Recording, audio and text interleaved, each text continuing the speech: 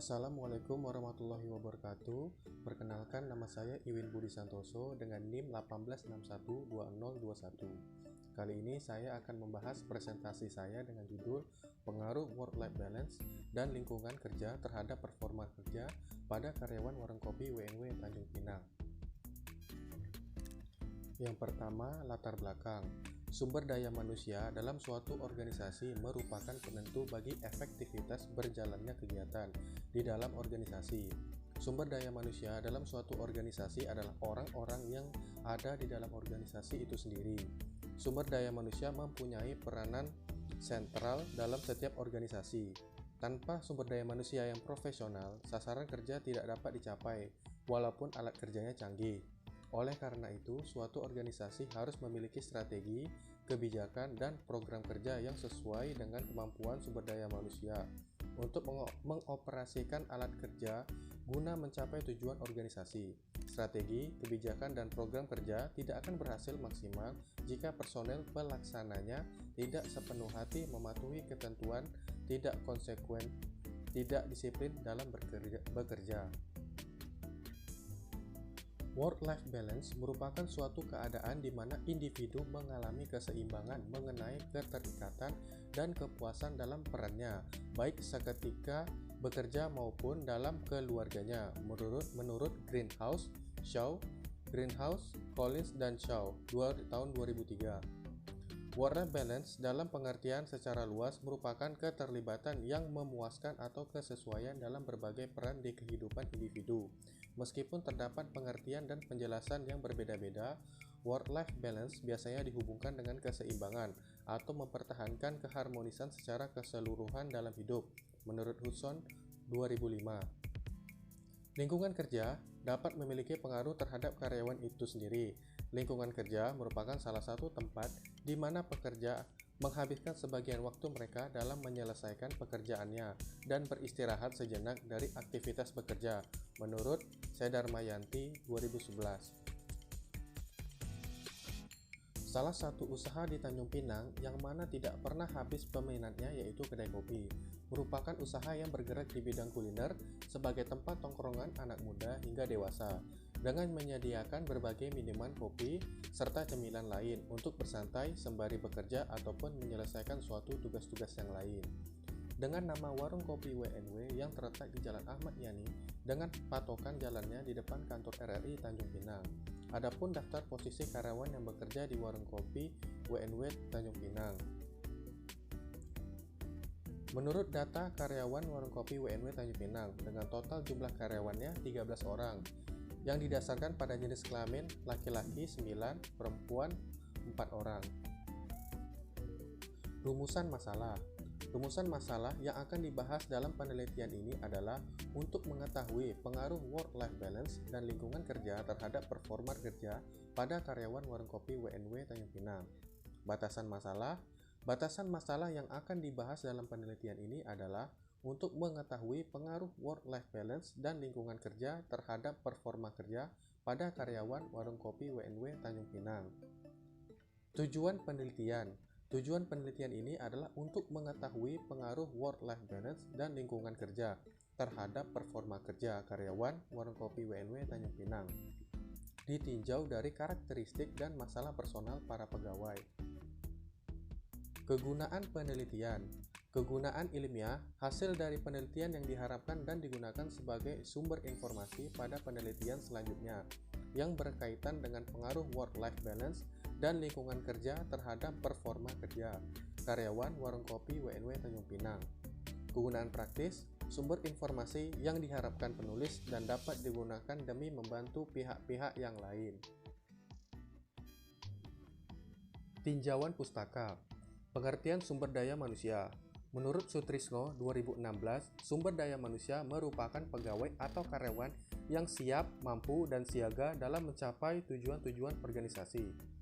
Sumber daya manusia yang dapat menciptakan dan melakukan dalam hal bukan saja nilai komparatif, tetapi juga nilai kompetitif, generatif, inovatif. Menurut Sutrisno 2017, Sumber daya manusia merupakan satu-satunya sumber daya yang memegang kendali daya pikir, kepentingan, keahlian, pengetahuan, dorongan, energi, dan seni. dan semua potensi sumber daya manusia tersebut mempunyai pengaruh terhadap usaha organisasi demi mencapai suatu tujuannya. Menurut Hartatik et al. 2014, sumber daya manusia merupakan modal awal dari sebuah organisasi yang sangat penting. Peran serta fungsinya tidak dapat diubah oleh sumber daya lainnya. Sumber daya manusia memiliki peran yang besar dalam menentukan sukses atau tidaknya organisasi tersebut mencapai tujuannya, dan oleh sebab itu kualitas dan kapabilitas sumber daya manusia di dalamnya. Pengertian manajemen. Menurut Mahsyud dalam Fitriyaha 2019, secara etimologi, kata manajemen berasal dari bahasa Inggris yaitu management, yang berasal dari kata manger atau managere yang memiliki arti melatih kuda dalam melangkahkan kakinya. Menurut Hasibuan dalam Fitriyaha 2019, manajemen berasal dari kata to manage yang artinya mengatur, yang dilakukan melalui suatu proses diatur berdasarkan sesuai urutan dari fungsi manajemen itu untuk mencapai suatu tujuan. Pengertian manajemen sumber daya manusia. Menurut Munandar et al. 2014, manajemen sumber daya manusia merupakan sebagai proses untuk mendapatkan, mengajar, mengoreksi, dan memberikan kompensasi kepada karyawan, serta agar dapat memantau suatu hubungan kerja, kesehatan, keselamatan, serta masalah keadilan dalam rangka mencapai tujuan organisasi dan pengembangan individu pegawai. Menurut Hasibuan 2011, manajemen sumber daya manusia dapat didefinisikan sebagai suatu ilmu dan seni dalam menyusun hubungan dan kontribusi tenaga kerja agar dapat menjadi lebih efektif dan efisien, sehingga dapat menunjang demi terwujudnya tujuan dari perusahaan, karyawan, dan masyarakat. Menurut Mangkunegara 2013, manajemen sumber daya manusia merupakan suatu perencanaan, pengorganisasian, pengkoordinasikan, pelaksana, dan pengawasan terhadap pengadaan, pengembangan, pemberian balas jasa, pengintegrasian, pemeliharaan, dan pemisahan tenaga kerja dalam mencapai sebuah tujuan organisasi. Pengertian work-life balance. Menurut Schemerhorn 2005 mengungkapkan keseimbangan kehidupan kerja adalah kemampuan seseorang untuk menyeimbangkan antara tuntutan pekerjaan dengan kebutuhan pribadi dan keluarganya. Individu yang dapat menyeimbangkan perannya dengan baik, meskipun individu tersebut mempunyai tuntutan tugas dan tanggung jawab dalam dua peran untuk baik dalam organisasi maupun di luar organisasi. Pengertian lingkungan kerja. Menurut Simajuntak 2003, lingkungan kerja dapat diartikan sebagai keseluruhan alat perkakas yang dihadapi. Lingkungan sekitarnya di mana seorang bekerja, metode kerjanya sebagai pengaruh kerjanya baik sebagai perorangan maupun sebagai kelompok.